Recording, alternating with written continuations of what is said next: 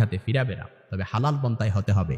আপনি আপনার স্ত্রীর জন্য পড়তে পারেন, আপনি আপনার স্বামীর জন্য পড়তে পারেন, পছন্দনীয় কোনো জিনিস দেখলে আপনি এটা পড়তে পারেন। দেখা যাবে আল্লাহ পাক ওই জিনিসটাকে আপনার জন্য উন্মুক্ত করে দিবেন। ওইটা যদি আপনার জন্য কল্যাণকর হয় তাহলে আপনাকে এটা দিয়ে দিবেন। অনেক নারী আছে যে কোন জিনিসটা কল্যাণকর আবেগের চোটে সে এটা বুঝেই না, বলে হুজুর এটাই আমার লাগবে, এই ছেলেকেই লাগবে, এই ছেলে যারা আমার হবেই না। আরে বোন, এটা যদি তোমার জন্য কল্যাণকর হতো তাহলে তো অবশ্যই আল্লাহ পাক তোমাকে এটা দিয়ে দিত।